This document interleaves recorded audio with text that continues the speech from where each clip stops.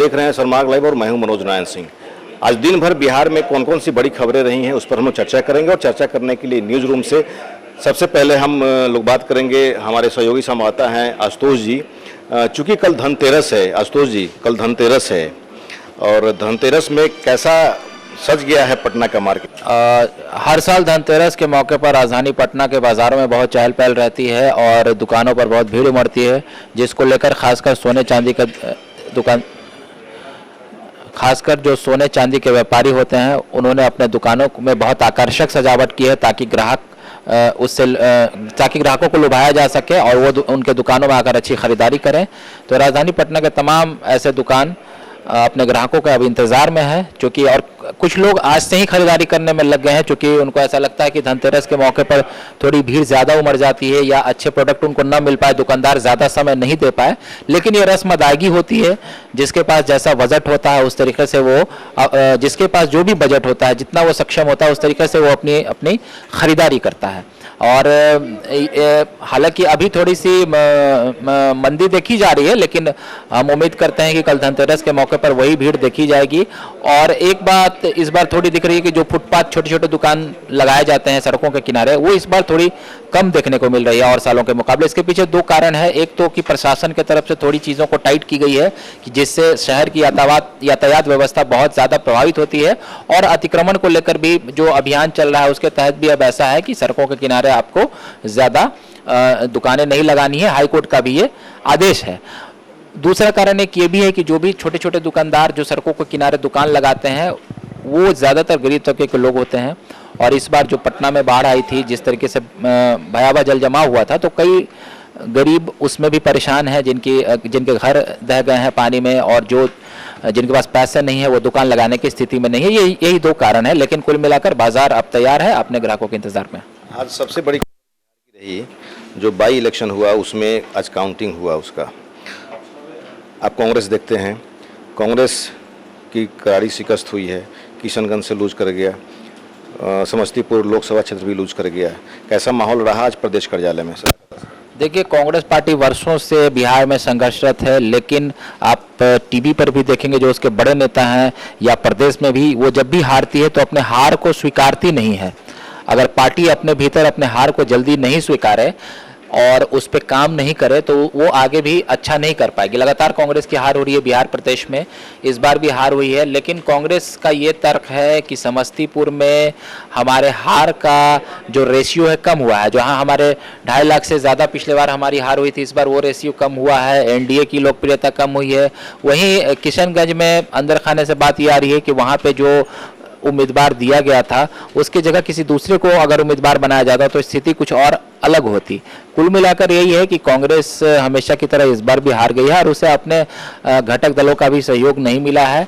और जहां तक जमीन पर काम करने की बात होती है, अभी भी कांग्रेस एकजुट होकर काम नहीं कर पा रहा, जनता के विश्वास को नहीं जीत पा रही है। अब हम लोग बात करेंगे, हमारे सहयोगी हैं रजनीश जी, ये आरजेडी को कवर करते हैं। और चूँकि बाई इलेक्शन में 5 विधानसभा क्षेत्र में 2 सीट पर बेलहर और सिमरी बख्तियारपुर में आरजेडी की जीत हुई है। आरजेडी में खासा उत्साह है, चूँकि ये 5 जो विधानसभा चुनाव हुए हैं इसमें 4 विधानसभा क्षेत्र जेडीयू के खाते में था और उसी में संदमारी करके आरजेडी ने 2 सीट को जीता है। क्या खुशी आरजेडी में? जी देखिए, अभी दिवाली का पर्व है और यह जो दिवाली है आरजेडी के लिए खास करके एक तरह से कहें तो फुलझड़ी वाली जो दिवाली है वो लेकर आई है, खुशियां लेकर आई है आरजेडी के लिए ये दिवाली। राजद कार्यालय में आज दिवाली और होली एक साथ मनाई गई है। जो कार्यकर्ता हैं वो काफ़ी उत्साहित हैं, क्योंकि 2 सीट पर राजद कांग्रेस की गठबंधन ने जीत दर्ज की है। तो ऐसे में पूरी तरह से अब जो कार्यकर्ता हैं वो पूरी तरह से उत्साहित हैं और उनका ये कहना है कि अगली बार जो 2020 में जो विधानसभा के चुनाव होने वाले हैं उसमें अब पूरी तरह से महागठबंधन की जो है वो सरकार बनेगी, तेजस्वी का मुख्यमंत्री बनना तय है। और अभी से ही वो उत्साहित होकर ये कह रहे हैं कि अब और पूरी तन्मय से जो है 2020 के चुनाव को लेकर हम लोग जुट जाएंगे और तेजस्वी को मुख्यमंत्री बनाना मेरा लक्ष्य है।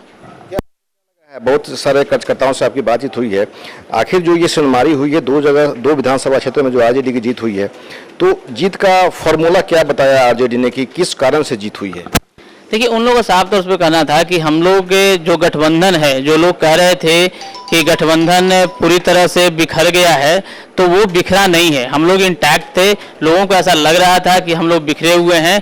हम लोगों ने जो गठबंधन है वो पूरी तरह से अपनी जो है पूरी तैयारी कर रखी थी और पूरे तन मन से हम लोगों ने इसको उपचुनाव मानकर नहीं, मुख्य चुनाव मानकर हम लोग चुनाव लड़ रहे थे, ताकि जो हमारे कार्यकर्ता कुछ मायूस हुए थे और हम तो उनमें एक ऐसा मैसेज है कि नहीं, हम लोग, हमारे जो नेता हैं, जो रणनीति बनाई थी उसमें हम कामयाब रहे हैं और यही वजह है कि हम इस चुनाव में 2 सीटों पे दर्ज किए। हालांकि एक सीट पर जो नाथनगर की सीट है उस पर भी काफ़ी जो है अंतिम राउंड तक आरजेडी को बढ़त बताया जा रहा था, लेकिन अंतिम राउंड में जब गिनती खत्म हुई तो उसमें जेडीयू के जो लक्ष्मीकांत मंडल है उनकी जीत हुई है। तो ये आरजेडी में खुशी का माहौल है। अब हम लोग बात करेंगे अपने वरिष्ठ सहयोगी हैं, सलाहकार संपादक हैं मनोज कुमार जी से। चूँकि आज हरियाणा और महाराष्ट्र विधानसभा का भी काउंटिंग हुआ, महाराष्ट्र में हालांकि पूर्ण बहुमत मिला है, लेकिन हरियाणा में मामला फंस गया है, तो उसको लेकर के बात करते हैं कि हरियाणा किस तरह की राजनीति हो सकती है, चूँकि वहाँ पर पूर्ण बहुमत मिला नहीं। देखिए, हरियाणा में जो मामला फंसा है भारतीय जनता पार्टी का, तो किसी भी दल को वहाँ स्पष्ट बहुमत नहीं मिल पाया है। अब सवाल है कि बहुमत जुटाना होगा। कांग्रेस और बीजेपी बहुमत के करीब है, उसको कम सीटें चाहिए और कांग्रेस को अधिक सीटों की ज़रूरत है। वहाँ पर सबसे निर्णायक पार्टी अभी जो है, जो किंग मेकर की भूमिका निभाएगी, वो दुष्यंत चौटाला की पार्टी है और 10 सीटों पर उनको सफलता मिली है और 90 कुल सीटें 90 हैं, वहाँ 46 सीटों की ज़रूरत है। भारतीय जनता पार्टी को करीब 40 सीट मिल चुकी है, तो उस स्थिति में भारतीय जनता पार्टी को 6 सीटों की और दरकार है। तो अब दुष्यंत चौटाला किधर रुख करते हैं, ये वहाँ निर्णायक होगा। किस अब दुष्यंत चौटाला के हाथ में है कि वो किसको सपोर्ट करते हैं।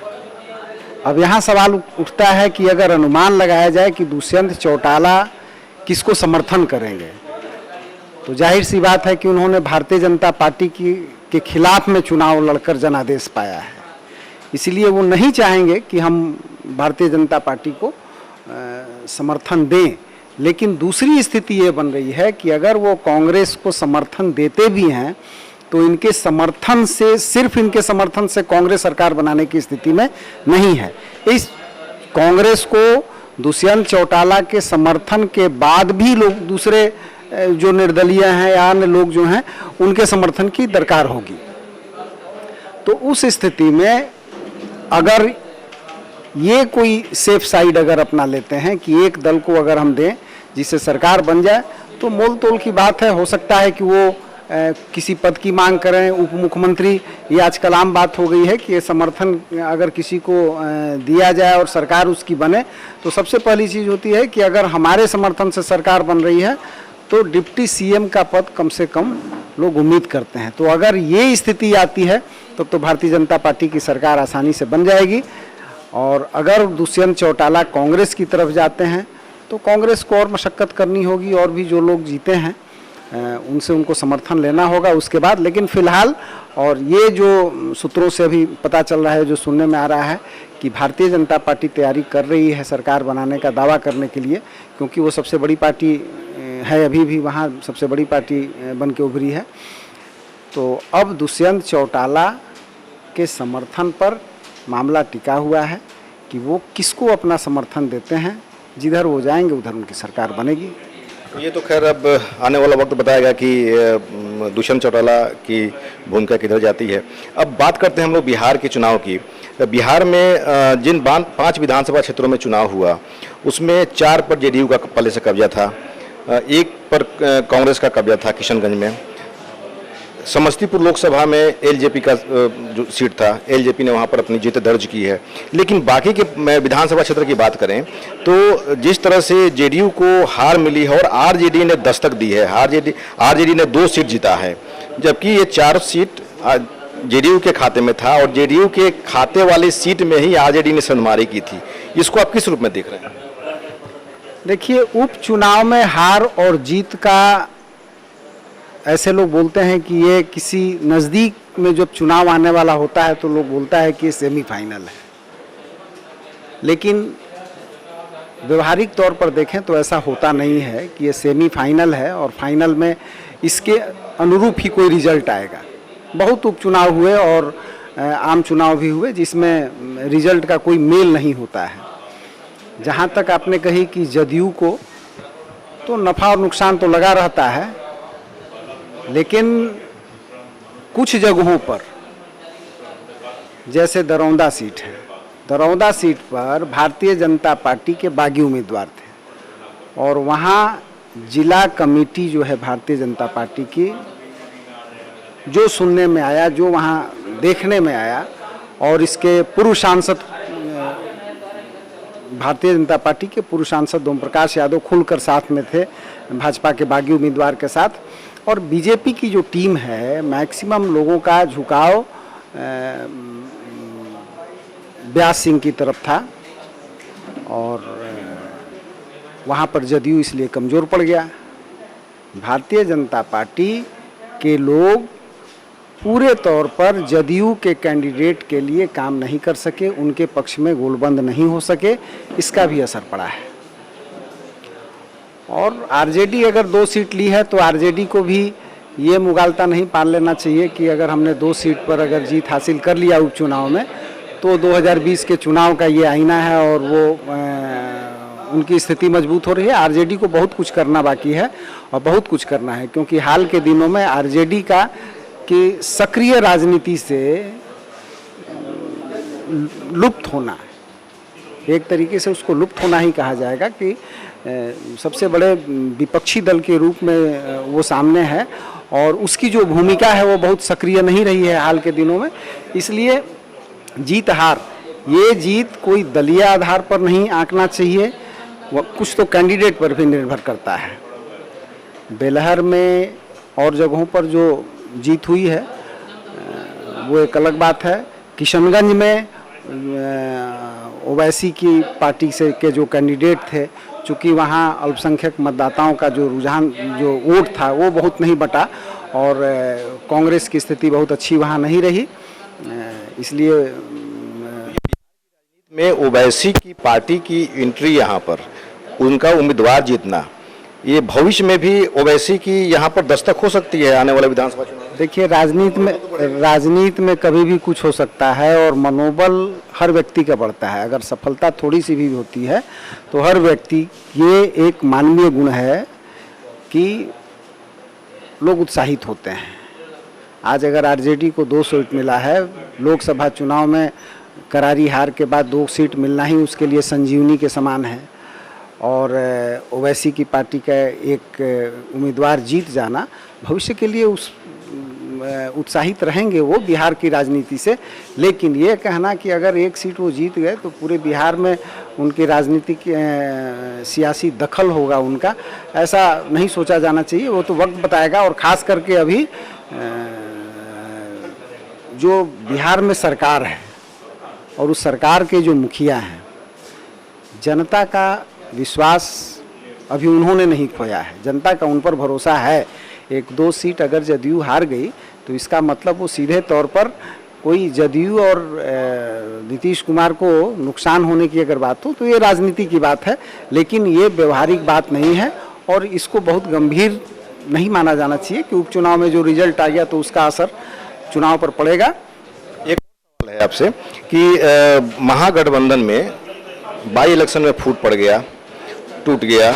सिमरी बख्तियारपुर से मुकेश सहनी ने अपना उम्मीदवार दिया, नाथनगर से हम पार्टी ने अपना उम्मीदवार दिया।